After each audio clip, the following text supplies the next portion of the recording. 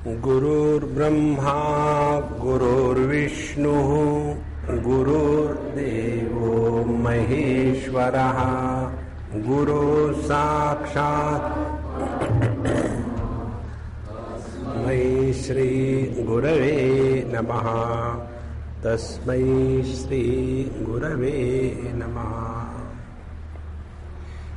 सर्वसंदेह निर्मुक्तो विज्ञान विशदाशयः पूजितो राजपुत्राद्यैः संस्थानं प्रत्यपद्यत।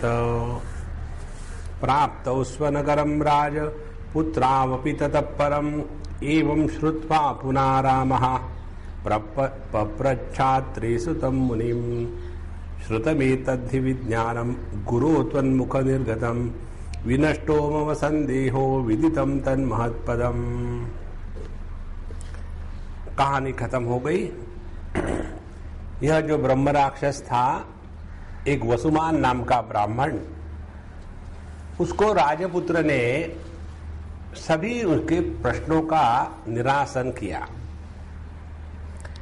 अब उनके मन में कोई भी संबंध या प्रश्न नहीं, संदेह नहीं रहा।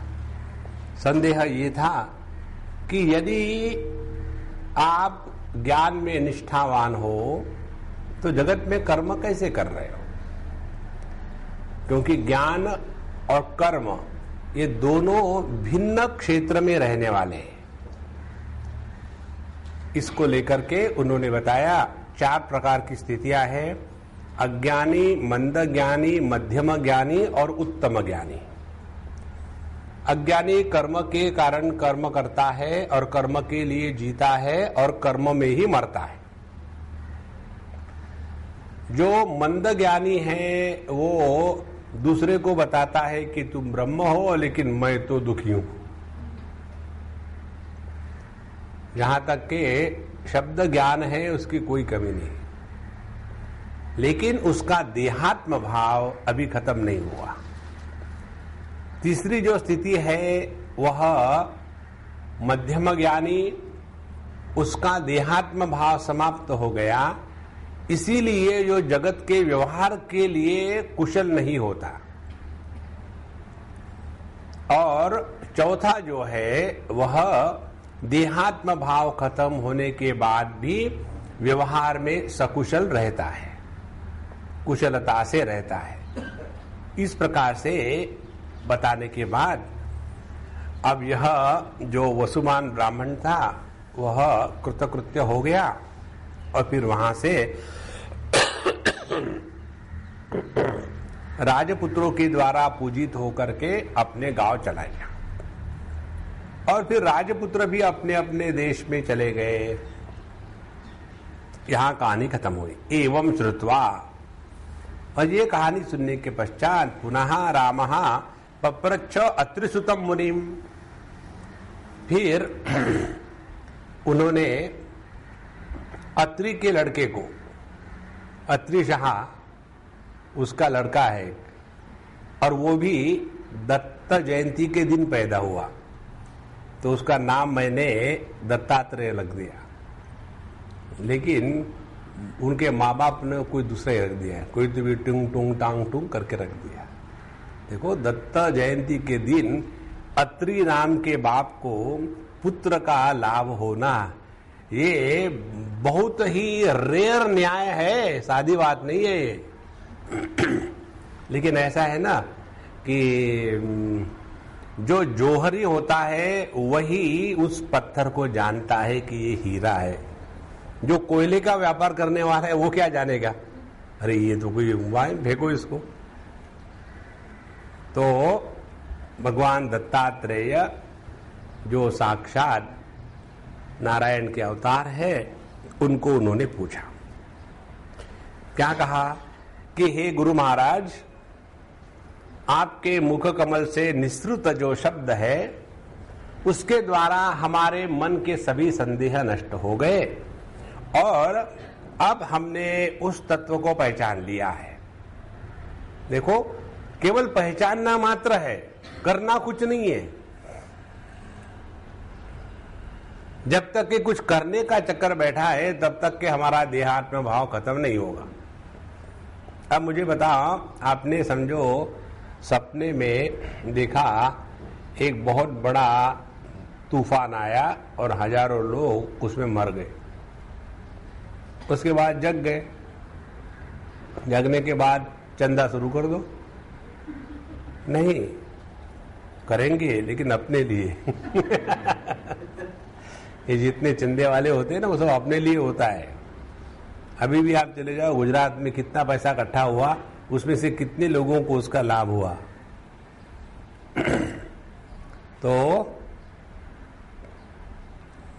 जैसे हम स्वप्न के लाभ हानि को लेकर के जागृत में कोई प्रयत्न नहीं करते, क्योंकि मालूम हो गया कि वो तो केवल सपना मात्र था, बस। अपने मन के प्रक्षेपण को सपना कहते हैं।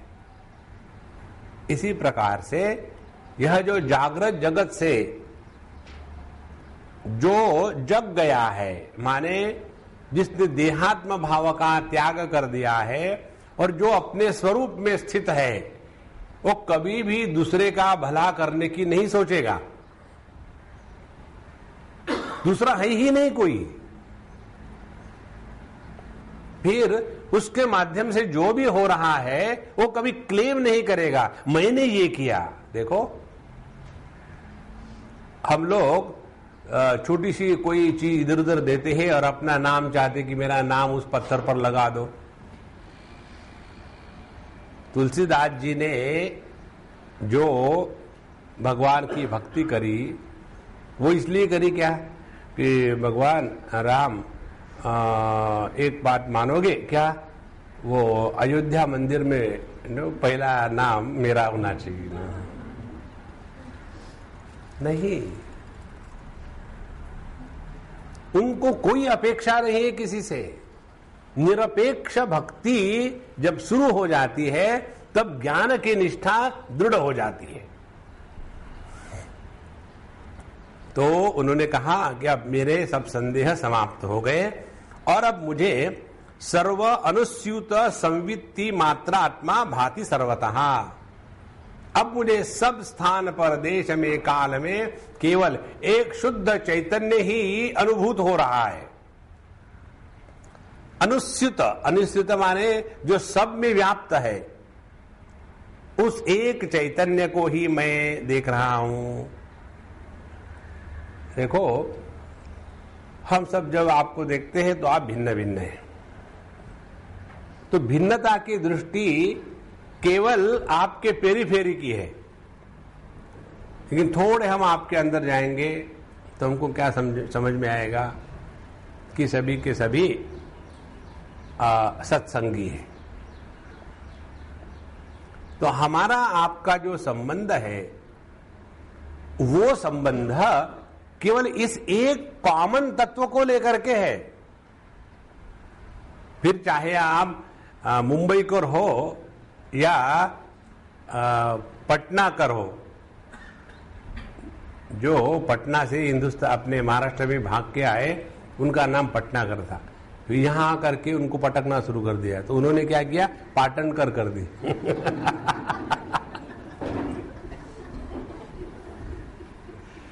क्योंकि बिहारी जहां भी जाएंगे परेशानी खड़ी करेंगे। अच्छा महाराज, तो यह सब में जो एक चैतन्य है, इसको हमने पहचान लिया है। तथापि भवता प्रोक्तम आदितः सर्वमेव तु संक्षेपेण पुनर्ब्रूहि विज्ञानम सारवत्तरम। भगवान आपके द्वारा जो बताया सब मैंने अब क्लियर हो गया। फिर भी एक बार फिर से देखो,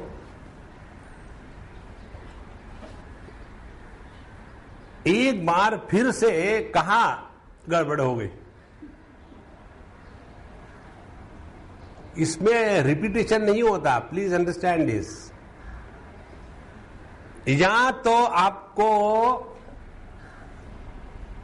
प्राप्ति हो गई या तो प्राप्ति नहीं हुई। देखो, सत्य में फ्रैक्शंस नहीं होते। कोई आदमी को कहो भाई ये आदमी मुझे कहता नौकरी लगा लो, कैसा आदमी है, तुम तो जानते हो उसको। जानते हैं, क्या अच्छा है, 90% अच्छा है। सत्य हमेशा आइदर 100% और 9%। तो कहते हैं फिर भी एक बार फिर से संक्षेपेण पूरे के पूरे अभी तक पिछले 21.5 अध्यायों तक जो बताया वो सबको सार रूप से बताओ। स्वामी जी ये आप पहले ही ले लेते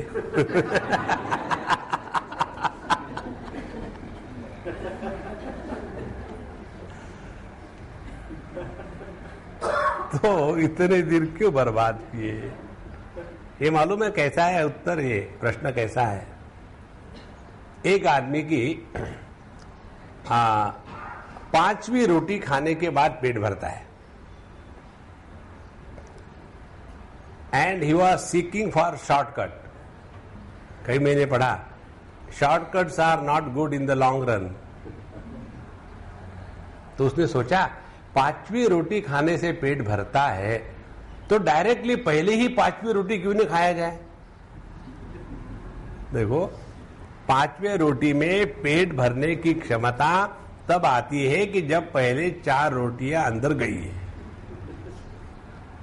इसी प्रकार से ये जो संक्षेप की बात तब समझ में आएगी जब 21.5 अध्याय में सरपटका तब। तो कहते हैं संक्षेपेण पुनर्ब्रूहि विज्ञानम सारवत्तरम यावत् धारयितव्यम में गुरु सर्वात्मना मया। और उसको मैं हमेशा अपने में धारण करूंगा इस ज्ञान को, इससे बढ़कर के और कोई आध्यात्मिक साधना नहीं बचेगी। इतना ये मात्र करना है। अब देखो आपके हाथ से माला छूट जाएगी, आपका इधर उधर भटकना शुरू बंद हो जाएगा, सब कुछ खत्म हो जाएगा और आप अपनी साधना में स्थिर होकर के देहात्म भाव से छूट जाओगे। तो साधना क्या हो गई फिर? देहात्म भाव का त्याग होना, यह साधना है। और देहात्म भाव का दृढ़ होना, यह संसार है। अब यहां शुरू करते हैं। इत्यापृष्ट सरामेण पुनः प्राह त्रिनंदन शृणु राम प्रवक्ष्यामि सार सर्वसारतमं पुनः।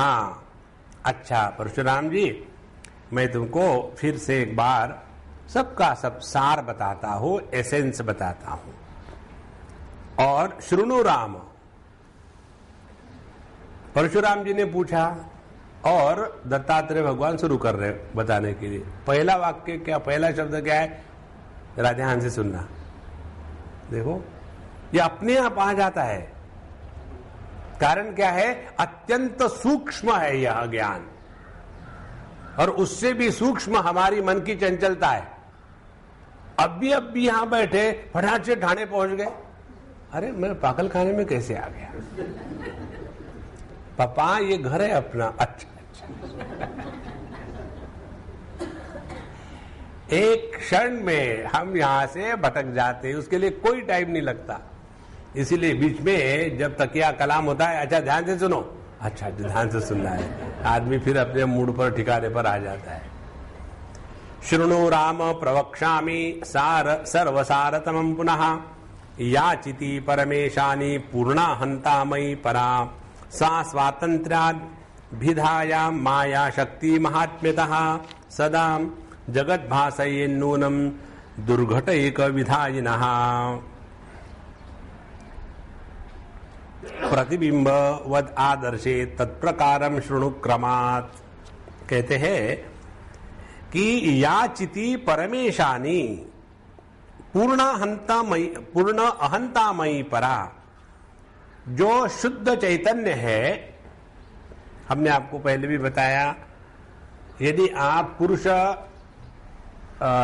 पुल्लिंग लोगे तो उसको पुरुष कहेंगे, स्त्रीलिंग लोगे तो संविद या चिति कहेंगे, और नपुंसक लिंग लोगे तो उसी को ब्रह्म कहेंगे या चैतन्य कहेंगे। है एक ही। फिर ये 3 लिंगों में क्यों बताया? क्योंकि उसका अपना कोई लिंग है ही नहीं। लिंग तो देह के उपाधि के कारण है। चैतन्य कोई स्त्री पुरुष या नपुंसक नहीं।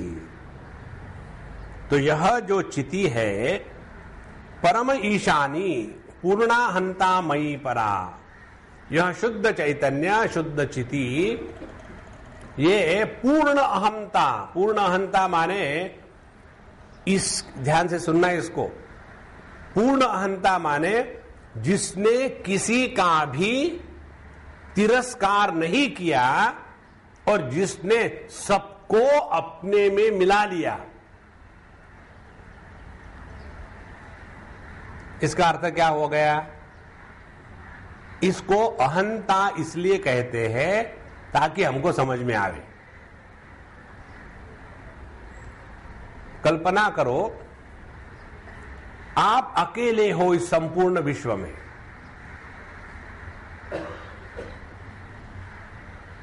तो क्या क्या होगा? आप लंबे हो कि नाटे हो, प्रश्न नहीं आएगा।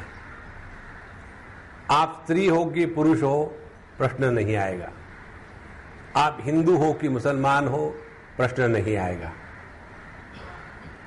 आप अमीर हो कि गरीब हो, प्रश्न नहीं आएगा।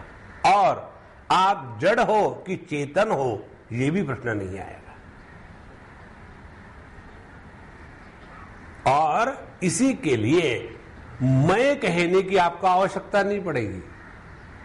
किसके साथ बोलोगे? मैं कब निर्वाण होता है? मैंने फिर भी तुमको बताया था कि मेरे से शादी मत करो। तो ये जो मैं है पूर्ण अहंता, इसका तात्पर्य ये मैं करने वाला मैं नहीं है। पूर्ण अहंता का तात्पर्य है जिसने किसी को भी तिरस्कृत नहीं किया है, वह है शुद्ध चैतन्य। पहली बात। दूसरी बात, पूर्ण अहंता माने इसमें किसी प्रकार का परिच्छेद नहीं है, लिमिटेशन। कौन से लिमिटेशन होते हैं? मैं पहले था और इसीलिए सब कुछ मैं ही मैं, फिर वो आई, उसके बाद तू ही तू, फिर कुछ दिन गए, मैं, तू, मैं, तू, और दिन बीते, महीने बीते, अब तो केवल तू मैं, तू मैं ही बचा है। तो पूर्ण अहंता जो है उसका तात्पर्य एकमेवा द्वितीय नेह नानास्ति किंचन, ये उसका तात्पर्य। तो याचिति परमेशानी, यह परम ईशानी, सबको नियंत्रण में रखने वाली पूर्ण अहंतामयी परा। परा माने इससे बढ़कर के और कोई नहीं है, जिसका कोई कारण नहीं, जिसका कोई कार्य नहीं और जिसके जैसा कोई नहीं। तीन बातें, ये तीन बातों को हटा दो तो एकमेवा द्वितीय सिद्ध हो जाता है। भगवत गीता बताती है,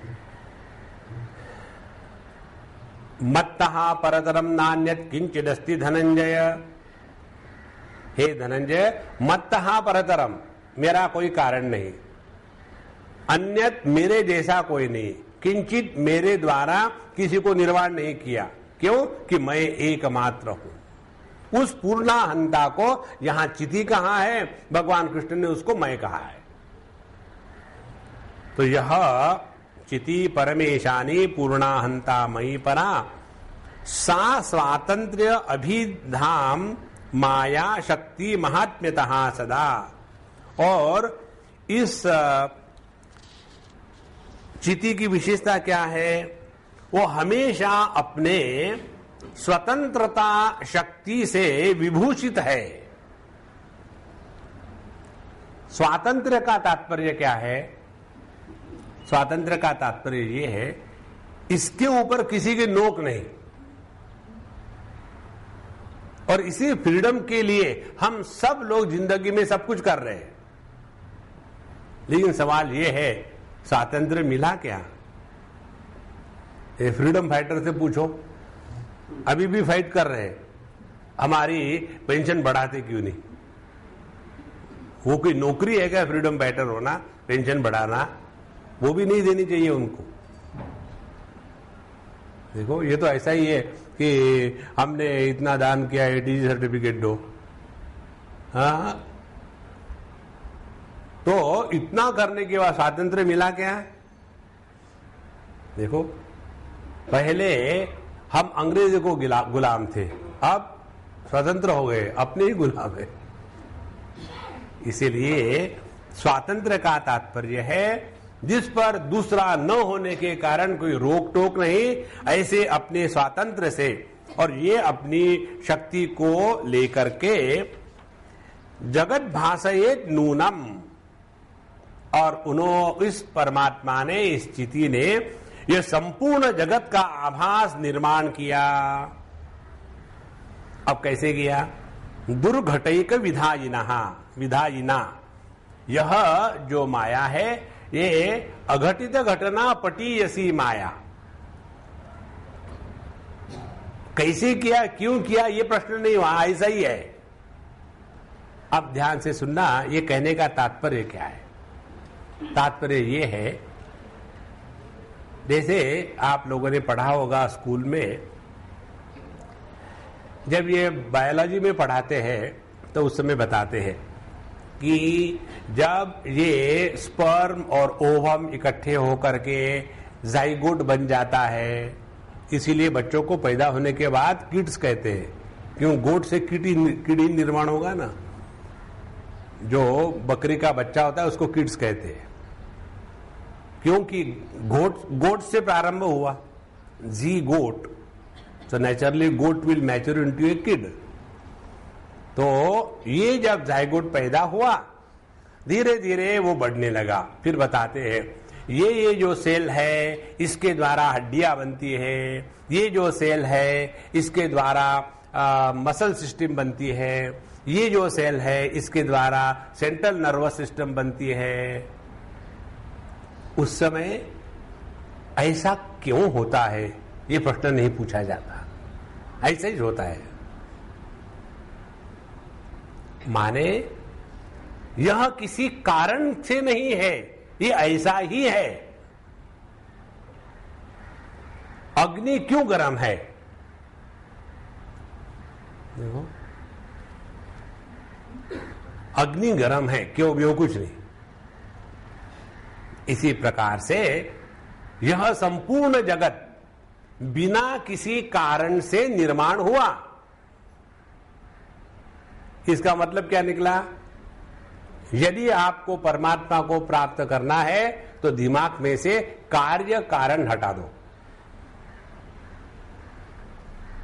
जहां आपने दिमाग में से कार्य कारण हटा दिया, आपके दिमाग में शुरू रहने वाला पोल्ट्री फार्म बंद हो जाएगा। दूसरी बात, आप कल्पना करना छोड़ दोगे। देखो भगवान की क्या कृपा है, हम वहां गए थे, टिकट नहीं मिल रहा था, एक आदमी ने कहा तुम टिकट ले लो और चले गए, धन्य है भगवान। इस चक्कर में मत पड़ना। Just remain without projecting and without establishing cause and effect. जिस दिन हम ये करना प्रारंभ करेंगे, हम में और हमारे स्वरूप में जो वृत्तियों की, जो कार्य कारण की दीवार है वो हट जाएगी। और जब कार्य कारण की दीवार हट जाती है तब आनंद आता है। देखो, हम लोग जोक पर हंसते हैं, तो जोक किसको कहते हैं? जिसमें बेवकूफी एग्जिबिट होती है उसको जोक कहते हैं। कार्य कारण थोड़ी होता है जोक में।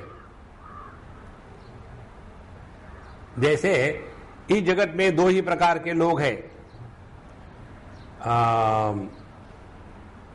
सुखी और शादीशुदा। अब इसमें कोई कार्य कारण है क्या? मजा है, जहां मजा है वहां कॉज इफेक्ट नहीं है। तो यह दुर्घटैक विधायिना प्रतिबिंबवत आका आदर्शे तत्प्रकारम शृणु क्रमान। और इस चिति शक्ति ने, चिति ने, परमात्मा ने ये संपूर्ण जगत कैसे निर्माण किया? ये है प्रतिबिंबवत आदर्शे।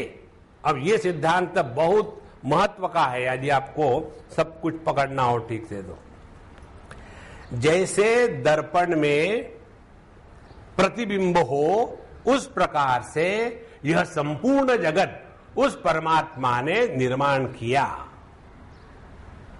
अपनी ही शक्ति के द्वारा।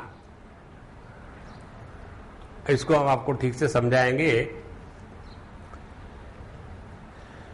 पानी की जो शक्ति है उसके कारण पानी समुद्र के रूप में और लहर के रूप में रह सकता है।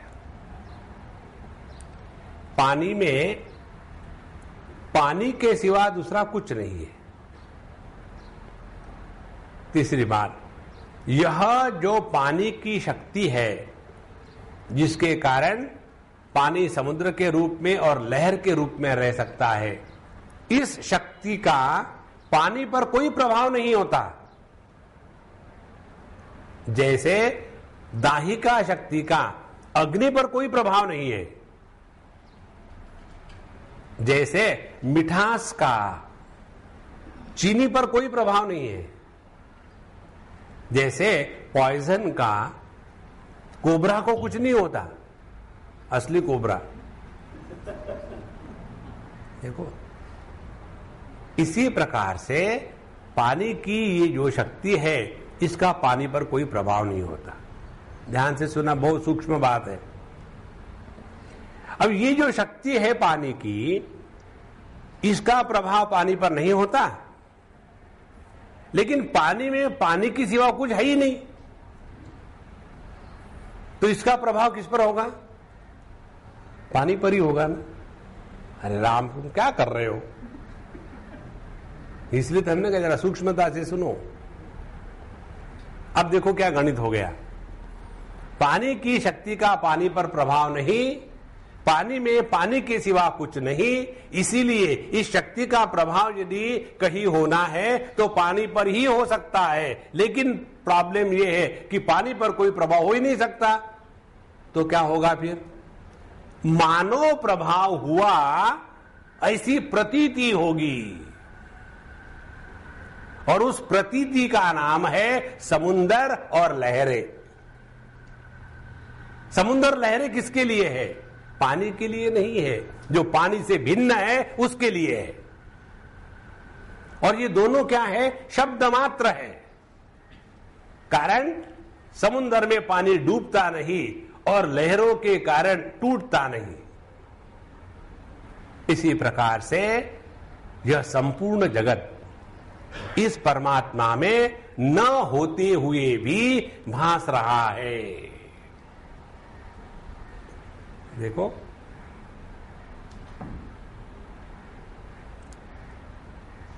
हम यदि पानी को कहे कि पानी भैया, पानी भैया, क्यों पानी को यूपी के बनाते हो? पानी भैया, पानी भैया, तुम जब समुद्र के रूप में होते हैं ना तो बड़ा डर लगता है। तो पानी भैया कहेगा, देख भाई, ये तुम समुद्र कह के क्या कह रहे हो? पानी समुद्र क्या है कभी नहीं समझ सकेगा, कितना भी एक्सप्लेन करो उसको। उसी प्रकार से पानी को कहो कि तुम लहरों के रूप में बड़े अच्छे दिखते हो, मुझे गाली देना बंद करो। पहले तो गाली दी समुद्र, दूसरी गाली दी लहर। पानी के दृष्टि से पानी छोड़ करके कुछ नहीं है। माने न होते हुए भी जो प्रतीत होता है वह जगत है। ये इसका तात्पर्य है। इसलिए दर्पण प्रतिबिंबवत, अब दर्पण में जो प्रतिबिंब है उसको समझो। दर्पण की जो शक्ति है उसके कारण उसके सामने आई हुई वस्तु को वो प्रतिबिंबित करता है। अब ये प्रतिबिंब को समझने के दो तरीके। समझो कोई वस्तु दर्पण के सामने 5 फुट पर खड़ी हो, तो दर्पण में जो प्रतिबिंब होगा वो भी 5 फुट की दूरी पर ही होगा, लेकिन दर्पण की थिकनेस कितनी होती है? 2 mm, 1 mm। तो उस 1 mm थिकनेस वाले दर्पण में 5 फीट की जो गहराई है, क्या वो सत्य है? लेकिन दिखती जरूर है। तो दर्पण प्रतिबिंबवत का तात्पर्य है कि यह प्रतीत होता है लेकिन होता नहीं। इसी प्रकार से यह संपूर्ण जगत केवल ईशावास्यमयम् सर्वम् यत् किंच जगत्याम जगत। और ये कब हमको पता चलेगा?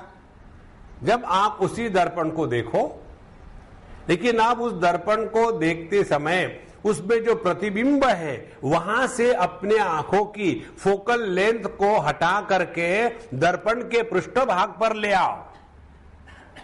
जहां आपने अपने आंखों की फोकल लेंथ उस दर्पण के पृष्ठभाग पर ले आए, उसी समय दर्पण में जो प्रतिबिंबित वस्तु है वो गायब हो जाएगी। और क्या समझ में आएगा कि वही दर्पण आकाश बना है, वही दर्पण वायु बना है, वही दर्पण जड़ वस्तुएं बना है, वही दर्पण चैतन्य वस्तु बना है, वही दर्पण सभी प्रकार की क्रियाएं कर रहा है, और वही दर्पण समाधि में बैठा है। ये 2 प्रकार से समझना है। पहली बात, यह जगत का नाम रूपात्मक अनेकत्व मिथ्या है, लेकिन ये संपूर्ण जगत परमात्मा के सिवा कुछ नहीं है। ये दोनों तरफ से जब हमारी समझ पक्की हो जाएगी तब हमको समझ में आया। यदि हाफ वे करोगे ब्रह्म सत्यम जगन मिथ्या, तो हम अपने आप को धोखा दे रहे हैं।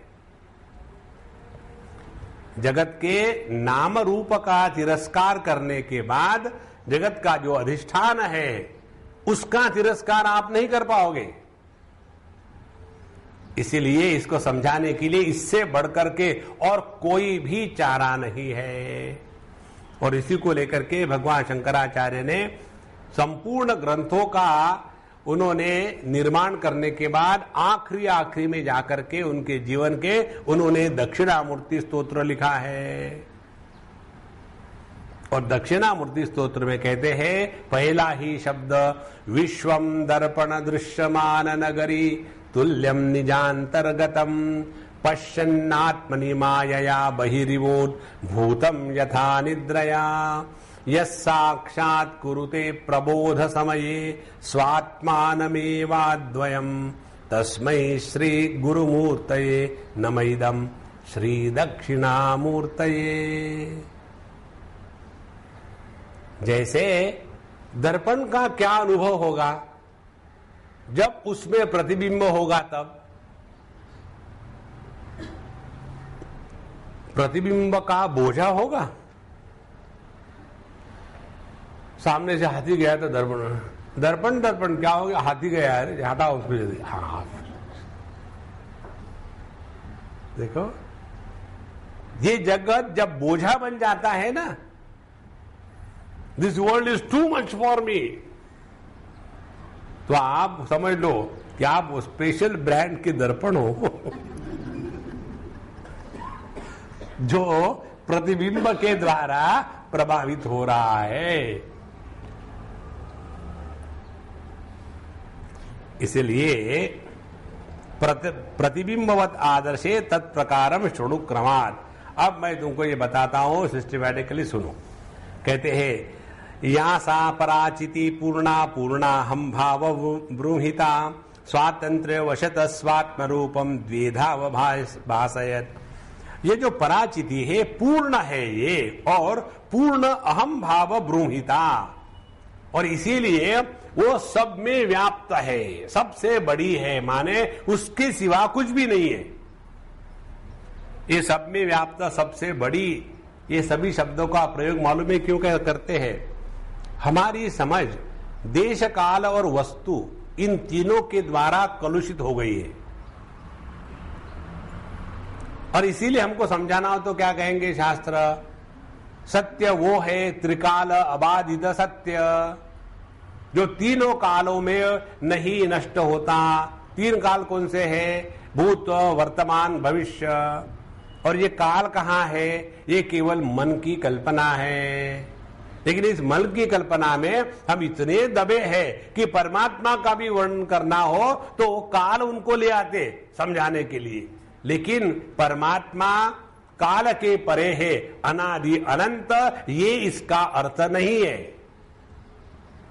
उसी प्रकार से यह परमात्मा सबसे बड़ा है, आकाश से भी बड़ा है, क्योंकि हमारी बुद्धि आकाश जैसी फट गई है। और फिर यह परमात्मा सब में व्याप्त है, क्योंकि हमारे दृष्टि में सब अभी है। जहां देश भी नहीं, काल भी नहीं, वस्तु भी नहीं, इन सबका परिच्छेद जब है ही नहीं,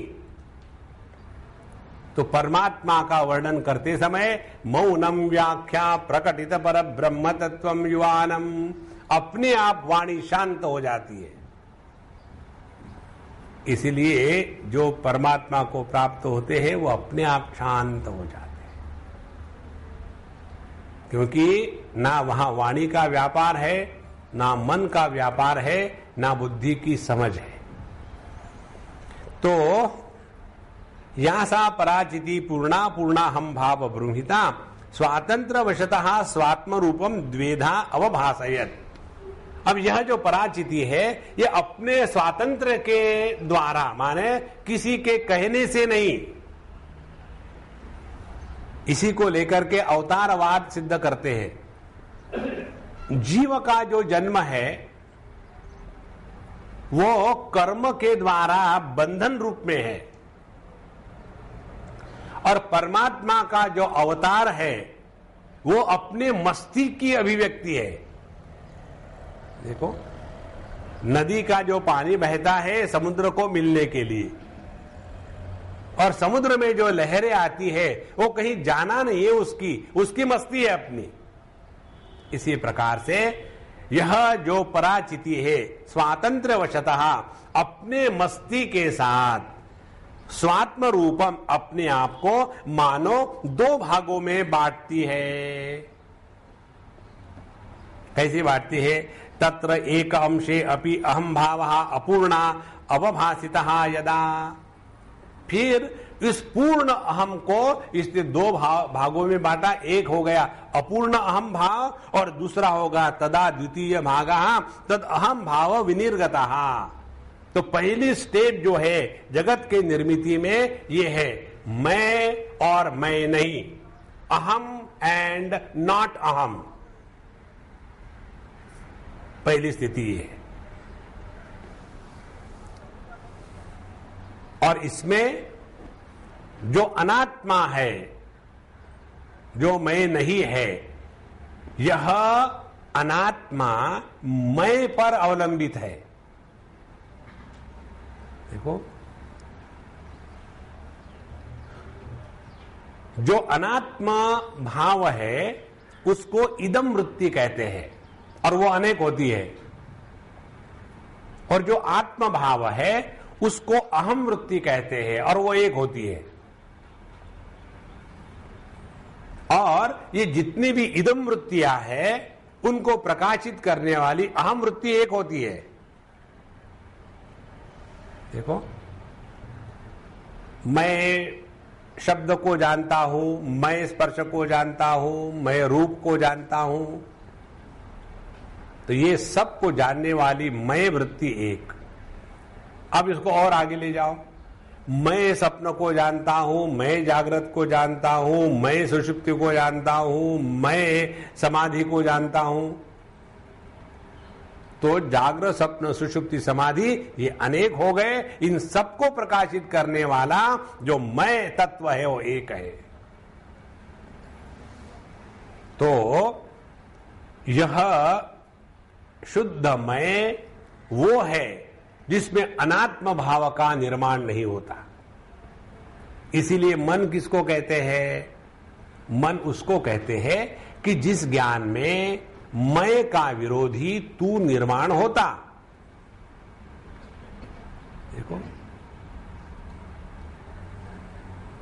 हिंदू धर्म किसको कहते हैं, क्रिश्चियनिटी किसको कहते हैं, इस्लाम किसको कहते हैं, कांग्रेस किसको कहते हैं, बीजेपी किसको कहते हैं और बाकी की पार्टियां किसको कहते हैं। जहां भेद है उसको, जब हम भेद में फंसे रहेंगे तो एकत्व की बात करेंगे क्या? यदि हम शब्द स्पर्श रूप और रसगंध में फंसे हैं तो अपने स्वरूप की तरफ ध्यान जाएगा। देखो, जो अपने पार्टी में फंसा है वो कभी देश का भला सोचेगा? कभी नहीं हो सकता। इसी प्रकार से जितने हम इस अनात्म जगत में फंसे हैं उतने अपने से दूर चले गए। सो तत्र एकांशे अपि अहम भावः अपूर्णः आभासितः यदा, और अपने स्वातंत्र के कारण वही एक Chaitanya as if dichotomises into the self and the not self. देखो, ये मियोसिस और मिटोसिस, मियोसिस माने बिल्ली की प्रक्रिया,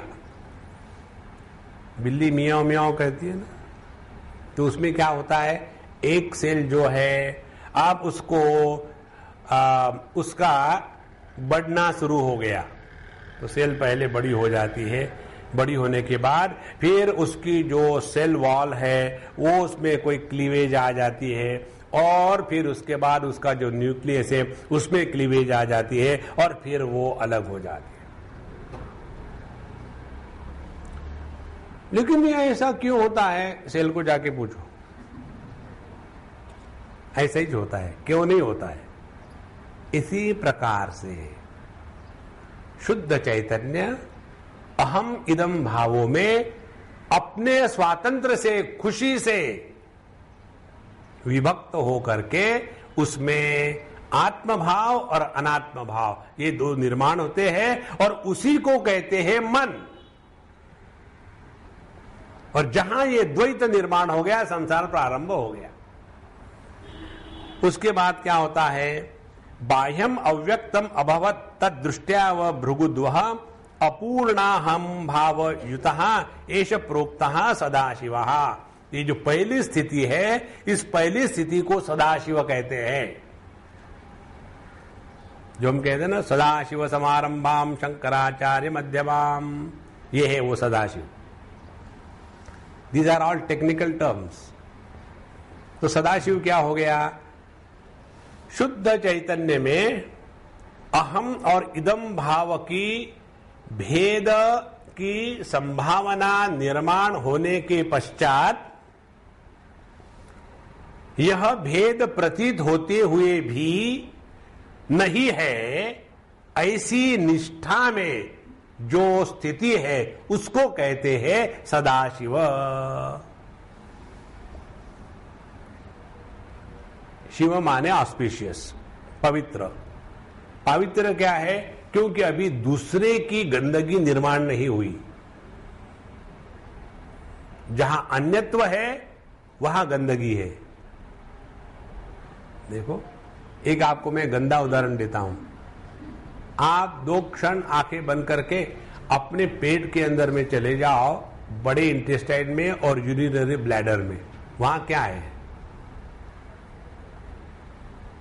फिर भी आपके मन में घृणा नहीं आएगी। और वही मैं से हटा दो, एकदम घृणा जागृत हो जाती है। क्यों? कि जिसको हमने मैं में स्वीकार किया है और जानते हैं कि वो अलग है, ऐसी जो स्थिति है उसको कहते हैं सदाशिव, पहली स्थिति। तो शुद्ध चैतन्य में अहम इदम भाव, जड़ चेतन भाव, चेतन भाव है अहम और जड़ भाव है इदम, इनका भेद निर्माण होने के बाद भी यह भेद अहम को प्रभावित नहीं करता और इदम को परिच्छिन्न नहीं करता। इस स्थिति को कहते हैं सदाशिव। आप उसके आगे कहते हैं स तम अव्यक्तम भागंतु पश्यन् भिन्नम अपि स्वतः अहम एतद इति भेद अनुसंधि परसदा। और ये भेद होने के बाद भी वह स्मृति, वो ज्ञान मिटता नहीं कि जो मैं हूं वही ये है। देखो, अब हम सबको पढ़े लिखे होने के कारण सब मालूम है अपने में कहाँ क्या है। एक हमारी अम्मा थी और मुसलमान अम्मा थी, हमारी बड़ी अच्छी दोस्त थी, मिलिट्री में काम करती थी, कोई क्लर्क का, और हम लोग बढ़िया खाना खाते थे, गप लगाते थे, और बहुत मोटी थी। तो मैं उसको हमेशा कहता था कि अम्मा तुम्हारे पेट में कोई तो भी है। मैं, स्वामी जी कैसे बात करते हैं आप, अब मेरे बच्चे उनके बच्चे होने को आए, बुढ़ापे में कौन होगा, हमने कोई है, मानो ना मानो, कोई अंदर गया बाहर निकला ही नहीं, ऐसा कोई तो भी है, तो तुम क्यों ना अपने डॉक्टर को दिखा लेती हो। बोले ठीक है, आप मुझे 2-3 बार कह चुके हैं तो मैं दिखाई देती हूँ डॉक्टर को। और उन्होंने डॉक्टर को दिखाया और डॉक्टर ने कहा ऑपरेशन करना पड़ेगा। ऑपरेशन किया, उनके पेट में से इतना बड़ा एक मांस का फुटबॉल निकला, इतना बड़ा। निकालने के बाद डॉक्टर ने रख दिया दिखाने के लिए। बोले देखो, तुम्हारे स्वामी ने जो कहा था वो ठीक था, ये तुम्हारे पेट में इतना सारा इकट्ठा हो गया था, इसी के कारण तुम्हारा पेट लगता था कि तुम इटर्नल गर्भवती हो। तो देखना है? नहीं नहीं नहीं, नहीं मुझे नहीं देखना। एक बार उसको पेट से अलग कर दिया, फिर देखने की इच्छा नहीं होती। क्यों? कि वह अब मैं में इंक्लूड नहीं है।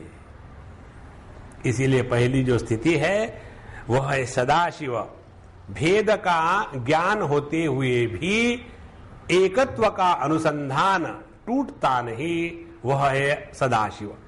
उसके बाद स एव भूयः स्वातंत्र्यान् शिश्रुक्षु विविधम जगत अव्यक्तमात्मनो देहम एत देहवान आस्थितः। और वही सदाशिव फिर अपने उसी स्वातंत्र शक्ति के द्वारा स्वातंत्र्यात् ये संपूर्ण जगत की निर्मिति करने की इच्छा करता है, और निर्मिति करने की इच्छा करने के बाद अपनी जो माया शक्ति है उसके साथ तादात्म्य करता है। और जहां माया शक्ति के साथ तादात्म्य किया, उसी क्षण से उसी सदाशिव को अब कहा जाता है ईश्वर। तो ईश्वर का निर्माण कैसे हुआ? तादात्म्य के कारण। ध्यान से सुनना, सदाशिव कौन है? वो सबको जानता है, लेकिन तादात्म्य नहीं है। तादात्म्य क्यों नहीं है? इसलिए कि अलग पने की भावना निर्माण नहीं हुई। देखो, और उससे सेकंड स्टेज आ गई। अब वही सदाशिव इस संपूर्ण जगत को निर्माण करने की इच्छा करता है। क्यों? क्योंकि शक्ति है ना, जिसके पास पावर हो वो उस पावर का जब तक के प्रयोग नहीं करेगा तब तक के शांति नहीं होती। हमने आपको एक बार बताया था ना, हम किसी के यहां गए थे खाने के लिए, टाइम था, सिंधी का घर। सिंधी और संगीत ये कभी साथ नहीं जाता। तो जल्दी करो, भूख बहुत लगी है। बोले स्वामी जी तो 10 मिनट तो रुकना ही पड़ेगा। ठीक है, रुक लेते हैं। और फिर मैं ढूंढ रहा था कोई न्यूज़पेपर वगैरह हो। हमारे सिंधी महात्मा ने डाइनिंग टेबल पर हारमोनियम ले आए। बोले स्वामी जी हम टेबल पर हारमोनियम ले आए। हमने कहा भाई देखो, हम गाते गुते नहीं। बोले नहीं नहीं, गाता मैं हूं। मैंने अभी अभी सीखा है गाना, अब हमें तो लूट लिया शुरू हो गया। अरे राम राम। जो व्यक्ति स्वयं होके कहता है ना मैं आपको गाना सुनाऊं, समझ लेना सत्यानाश हो गया।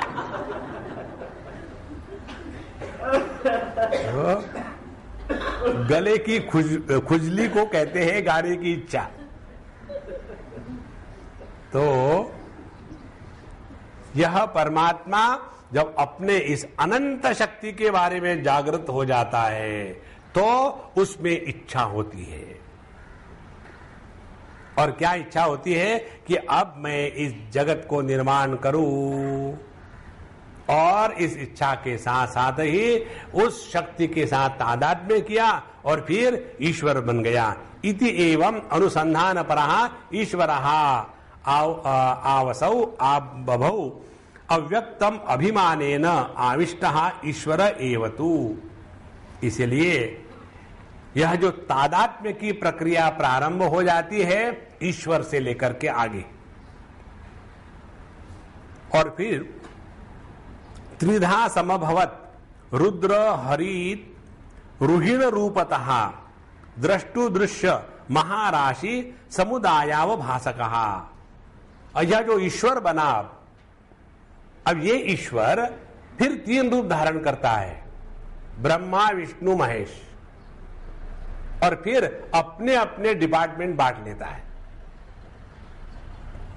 ऐसे शादी के बाद आदमी 3 भागों में बंट जाता है। कैसे?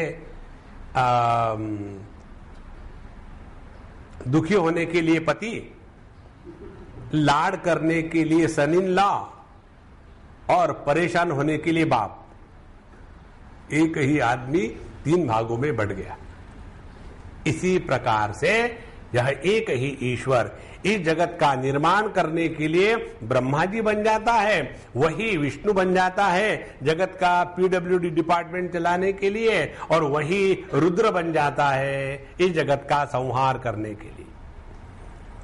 और इन तीनों का दृश्य का जो प्रकाशक है वह ईश्वर शुद्ध चैतन्य।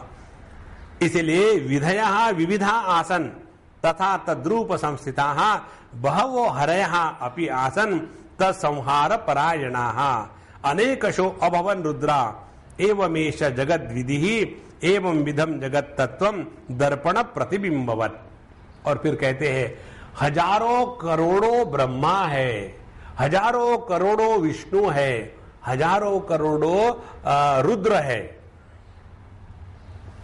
इस कहानी को लेकर के, इस तत्व को लेकर के कहानी आती है भागवत में। ब्रह्मा जी को जब अभिमान हुआ कि ये कृष्ण कौन है, सब विधि निषेध का उल्लंघन करके अपने मर्जी से जी रहा है, इसको परेशान करूं। और परेशान होने के बाद स्वयं परेशान हो जाते, कथा आपको पता है। तो फिर वो जाते, चलो हम जाकर के गोलोक में जाएंगे और भगवान श्री कृष्ण से बात करेंगे। गोलोक केवल स्त्रियों का लोक है, वहां एक ही पुरुष है और वह है भगवान कृष्ण, बाकी सब लेडीज है। और जहां केवल लेडीज होती है वो ऑर्गेनाइजेशन बड़ी अच्छी चलती है। जैसे अपने ये माउंट आबू की कौन सी ऑर्गेनाइजेशन है, प्रजापिता ब्रह्म कुमार, कितने बढ़िया चलती है, क्योंकि सभी लेडीज है, मेथोडिकल है। जहां जेंट्स होंगे वहां एक दिन में 4 ऑर्गेनाइजेशन खत्म हो जाएगी वहां। तो वहां इसीलिए भगवान कृष्ण की सभी गोपियां साथ में थी। तो वहां पहुंच गए ब्रह्मा जी। वहां चौकीदार भी स्त्री ही है। और ब्रह्मा जी गए, मुझे मिलना है कृष्ण से। कौन हो तू? कौन हो? ब्रह्मा जी। ब्रह्मा जी को नहीं, कौन? ब्रह्मा जी। ब्रह्मा जी क्या लगा दिया। वो देखो दिखाती है वो ऊंटों पर लाद करके बांध करके जिनको ले जा रहे हैं ना, वो सब ब्रह्मा ही है। इसका तात्पर्य क्या है? प्रत्येक ब्रह्मांड को निर्माण करने वाला ब्रह्मा विष्णु महेश इत्यादि, ये 3 हमेशा बने हैं। ये आपको समझना हो तो आप दिल्ली में चले जाओ। दिल्ली में जाने के बाद जो डिफरेंट स्टेट से लोग जाते हैं ना, मैं अमुक अमुक इंस्टीट्यूशन का डायरेक्टर हूं, और वहां दिल्ली में चले जाओ, वहां आने वाला हर एक आदमी डायरेक्टर ही होता है। यहां जब रहते हैं अपने गांव में कि मैं अमुक अमुक ऑर्गेनाइजेशन डायरेक्टर हूं, सभी लोग सैल्यूट मारते हैं, वो वहां तो लाइन में पड़े हैं डायरेक्टर। और जाकर के रिसेप्शन में आई एम डायरेक्टर। हाँ, डायरेक्टर कहाँ के हो? जब उस डायरेक्टर को पूछे डायरेक्टर कहाँ के हो, तो डायरेक्टर गुस्सा आता है, यू डोंट रिकॉग्नाइज मी। नहीं, क्यों? यहां तो रोज के डायरेक्टर आते हैं। क्योंकि जितनी स्टेट उतने चीफ मिनिस्टर।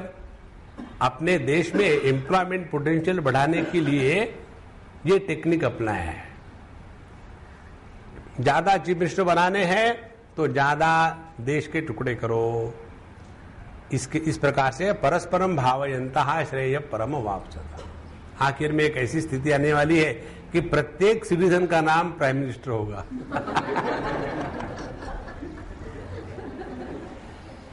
अभी आपको बताया ना, एक हरियाणवी हमारा दोस्त है, फुल ऑफ लाइफ। उसने यही किया। हम जब गए, उसने बुलाया, अरे गवर्नर पानी ले आ। जो गवर्नर को ऑर्डर कर सकता है पानी ले आ, it can be ordinary person. और एक फटीचर ले आया पानी। बाबूजी क्या करो, पानी दे दो उनको। फिर थोड़े बाद, ए कमिश्नर दूध ले आ, पेड़ा भी लाना साथ में। फिर कमिश्नर आया। फिर मैंने लगा कि महात्मा जी क्या हो रहा है? बोले देखो महात्मा जी, अपन तो गवर्नर कमिश्नर होने के रहे, तो सोचा बच्चों के नाम रख दे और गवर्नर के बाप बन जाए।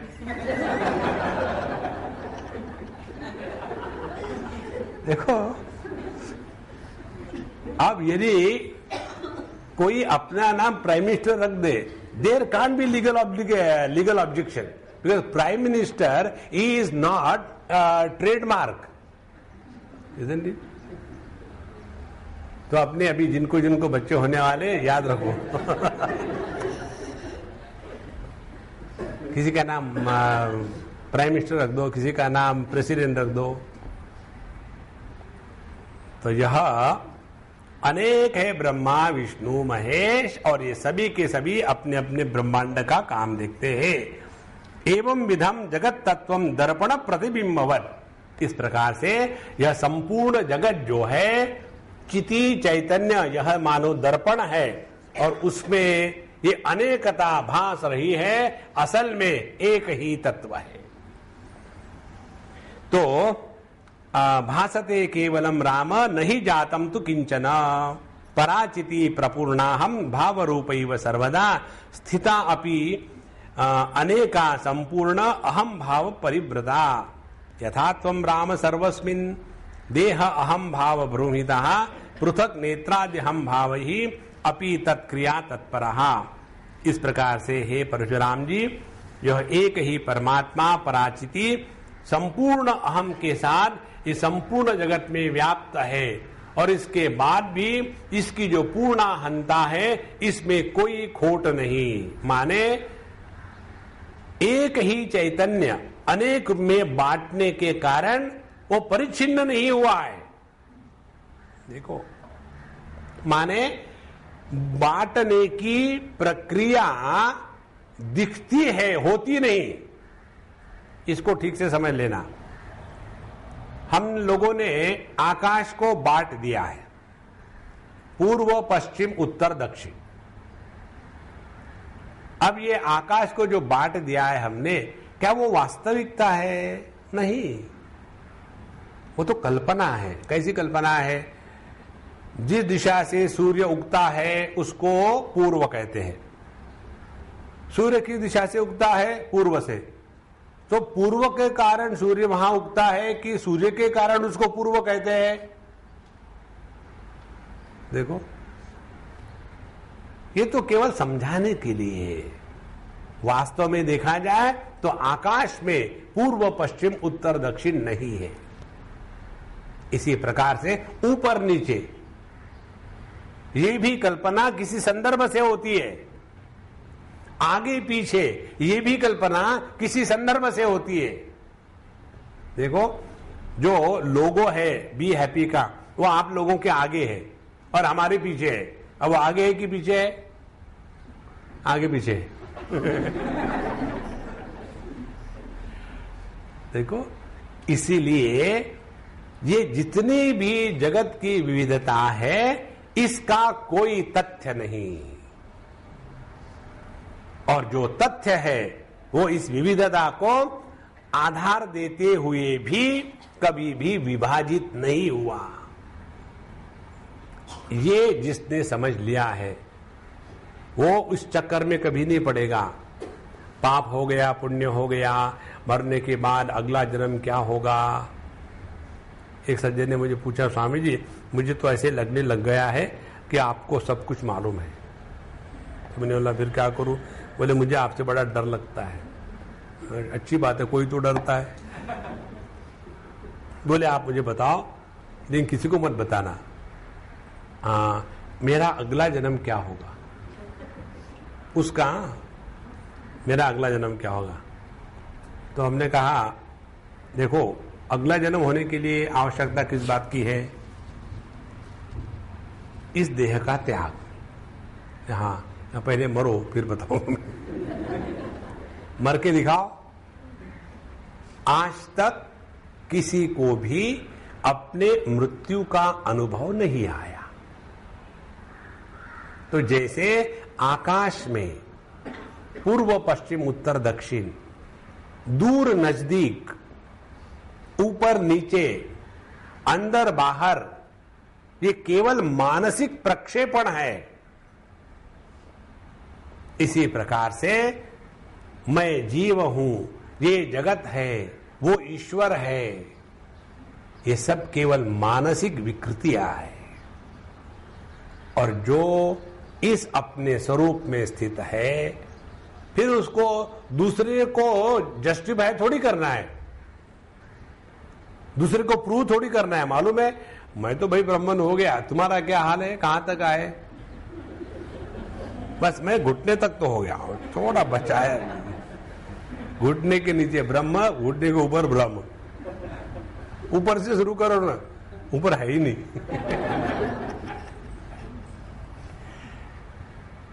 इसीलिए भैया जितनी साधना है इस तत्व का चिंतन करने में है।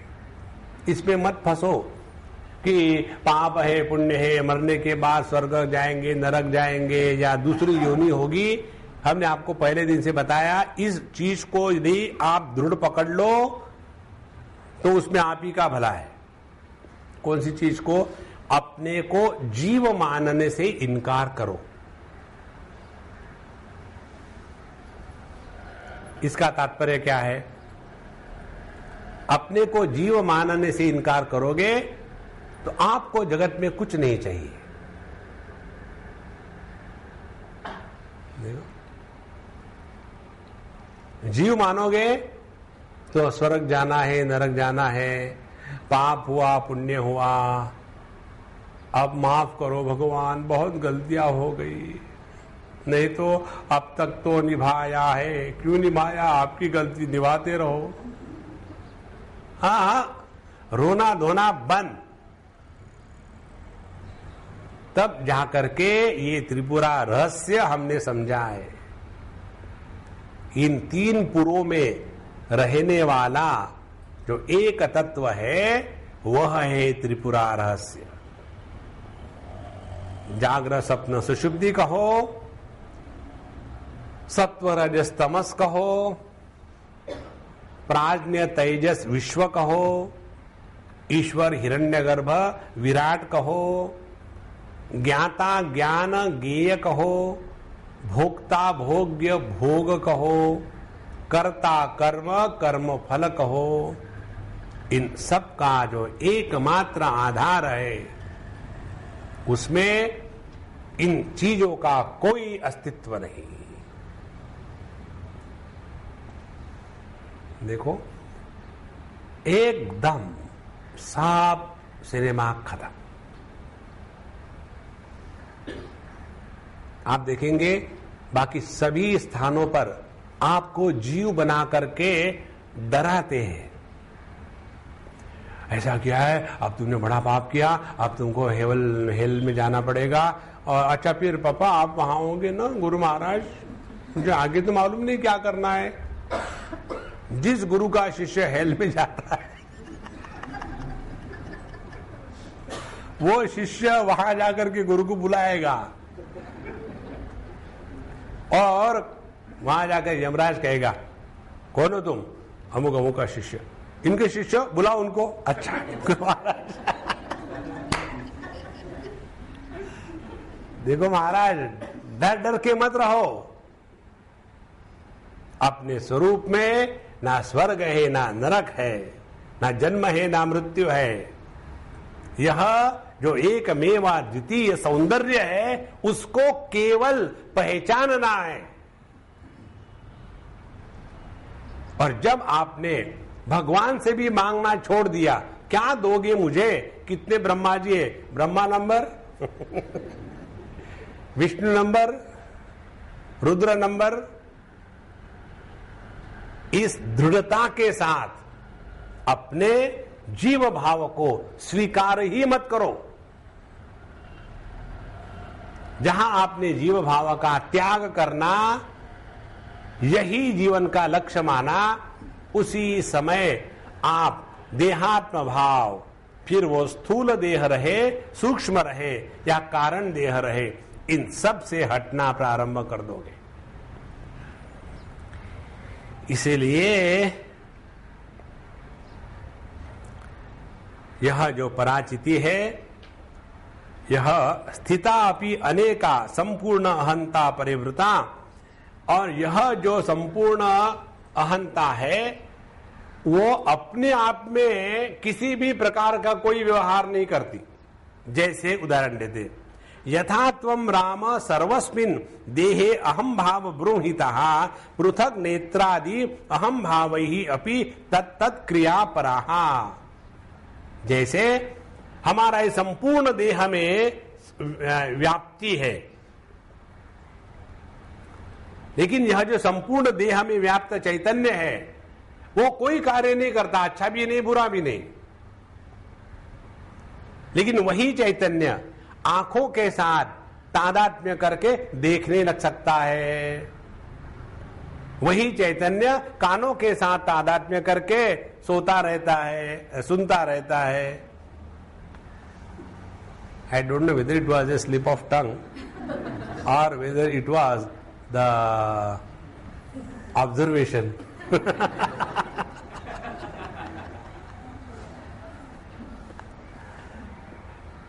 तो आंखों के साथ तादात्म्य होकर के देख रहे, आंखें बंद करी तो क्या चैतन्य खत्म हो गया? नहीं। तो देखना नहीं देखना, बोलना नहीं बोलना, जितने व्यापार है ये केवल भिन्न भिन्न उपाधियों के साथ तादात्म्य होने के बाद ही है। इसी प्रकार से एवमेव परा संविद पूर्णा हंता समाश्रया सदा शिवादि स्तंभ पर्यंता अपूर्णा हंताश्रयापि वही वस्तुतः सैव परमा चितिरेव ही भासिनी। इसी प्रकार से यही एक शुद्ध चिति जो है, चैतन्य जो है, वह सदाशिव से लेकर के ईट पत्थर के छोटे से कण तक इन सब को प्रकाशित करते हुए किसी भी परिच्छिन्नता का शिकार नहीं होता। जहां हमने आंखें खोली तो देखना शुरू हो गया, संसार शुरू हो गया। आंखें बंद हो गई, हम थोड़ी खत्म हो गए, संसार खत्म हो गया। माने परिच्छिन्नता के साथ तादात्म्य से संसार प्रारंभ होता है और परिपूर्ण रूप से रहने में संसार का अभाव होता है। ये इसका तात्पर्य है। इसलिए ये जीव को बीच में से हटा डालो। जीव केवल एक समझाने की प्रक्रिया है, लेकिन जीव के लेकर के इतने सारे विचार विचित्र बन गए। हर एक धर्म में यही है। जब कयामत का दिन आएगा तब जाकर के खुदा सबका भला करेगा, on the day of judgment. एक जगह मैंने पढ़ा, एक बच्चा पूछता है अपने बाप से कि पापा ये सभी के कब्र पर इतना सारा बांध के क्यों रखते हैं? तो बाप कहता है कि जब वो कयामत का दिन आएगा ना, उस समय इसको हटाते हटाते टाइम लगेगा और मैं जल्दी पहुंच जाऊंगा, इसलिए उसके ऊपर में पेपर वेट रख दिया है। ये सब जो बातें हैं ना, ये केवल KG1, KG2, KG3, इससे ज्यादा महत्व मत देना। उस तत्व को पहचानना है जो मात्र है और कुछ भी नहीं है। तो देहाहम भाव रूपस्त्वं स्वतो रूप रसादिकं ग्रहीतुम असमर्थोपि च अक्षतादात्म्यमेत्यतु सर्वं गृह्णासि सततम एवं देव सदा शिवः स्वतः सर्वाभेदमयो ब्रह्मादि स्तंभ राशिषु। हे राम, देखो जिस प्रकार से तुम इस संपूर्ण देह में रहते हुए भी जगत के किसी भी वस्तु का अनुभव नहीं कर सकते, लेकिन वही तुम जब अक्ष इत्यादि इंद्रियों के साथ जब तादात्म्य कर लेते हो तब रूप रसादिकम ग्रहीतुम समर्थ आसी, तब जाकर के इस जगत के भेद को तुम ग्रहण कर सकते हो। और सर्वम गृह्णासि सततम एवं देवः सदाशिवः, इसी प्रकार से एक ही परमात्मा तत्व जो अपने आप में किसी भेद का समर्थन नहीं करता, लेकिन वही परमात्मा तत्व जब भिन्न भिन्न उपाधियों के साथ तादात्म्य होकर के वहां से जब अभिव्यक्त होने लग जाता है तो उसमें अनेकता प्रतीत होती है, अन्यथा नहीं। बिजली में प्रकाश भी नहीं और अंधेरा भी नहीं, और वही बिजली जब बल्ब के उपाधि के माध्यम से अभिव्यक्त होती है तो प्रकाश दे रही है। केवल बिजली होगी तो प्रकाश आपको नहीं मिलेगा, केवल बिजली होगी तो अंधेरा आपको नहीं मिलेगा, क्योंकि बिजली में प्रकाश और अंधेरा दोनों नहीं है। इसी प्रकार से शुद्ध चैतन्य में, पराचिति में ना बंध है ना मोक्ष है, ना अपना है ना पराया है, ना कहीं जाना है ना कहीं आना है। इसको सूक्ष्मता से बताने के लिए कहते हैं कि जैसे तुम स्वयं पूर्ण देह में व्याप्त होने के बाद भी जब तक के इंद्रियों के साथ तादात्म्य नहीं करते तब तक के द्वैत की प्रतीति नहीं होती। इसी प्रकार से एक ही चैतन्य सदाशिव से लेकर के स्तंभ पर्यंत इनके साथ तादात्म्य आपन्न होकर के यह अनेकता का नाटक कर रहा है। अतः तादात्म्य आपन्नो जानाति च करोति च यथा ते निर्विकल्पम तो रूपम सर्वाश्रयम ही सत् न किंचिदपि जानाति करोति च भृगुद्वः एवमेव परा संविद सर्वलोक समाश्रया। तो जैसे बिना तादात्म्य के साथ इंद्रियों के ना तो आप कुछ जानते हो ना कुछ करते हो, आंखों से या ज्ञानेंद्रियों से तादात्म्य किया तो जगत को जाना, कर्मेंद्रियों से तादात्म्य किया तो कर्म किया, और जहां इन दोनों के साथ तादात्म्य छोड़ दिया ना कुछ जानते हैं ना कुछ करते हैं। इसी प्रकार से यह परब्रह्म परमात्मा यहां के शब्दों में यह पराचिति केवल उपाधियों के माध्यम से मानो कुछ जानती है और मानो कुछ करती है, लेकिन ये जो करना और जानना है ये वैसा ही है जैसे स्टेज पर आने के बाद नट करता है, ना कुछ हो रहा है ना कुछ होने वाला है। फिर ये सब क्या चल रहा है? ये कृष्ण लीला है। और लीला कब करते हैं? टाइम पास करने के लिए। देखो आप लोग जो टीवी देखते हो कुछ सीखने के लिए देखते हो क्या? हाँ, टाइम पास करने के लिए। प्रेरणा कहां तक आई है? मैं अभी कहाँ गया था, वाराणसी में, तो एक दुकान में मुझे ले गए। एक हमारे मित्र ने, स्वामी जी आपको सलवार कमीज खरीदना था तो हमारे मित्र का दुकान है वहां चलो। हाँ चलो। और वहां गए और दुकान का नाम क्या? प्रेरणा। इतना उसमें तादात्म्य हो जाता है, बस वो समय आने के बाद तड़का जल गया और प्रेरणा शुरू हो गई। काहे के लिए? सीखने के लिए, हाँ, टाइम पास करने के लिए। इसी प्रकार से भगवान ने ये पूरी दुनिया टाइम पास करने के लिए बनाई है और हम सीरियस हो रहे। सीरियस मत होना कुछ।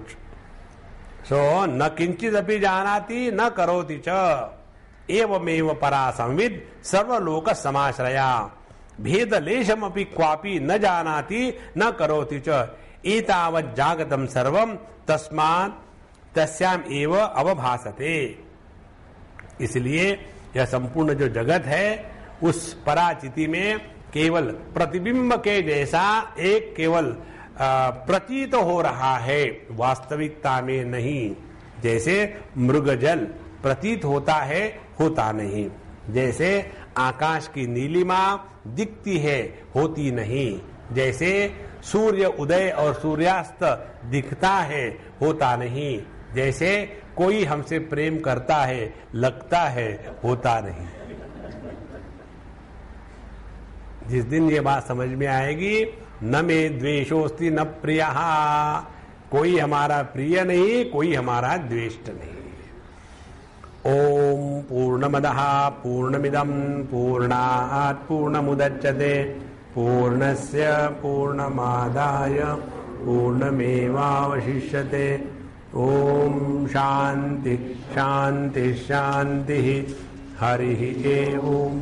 श्री गुरुभ्यो नमः। हरि ओम।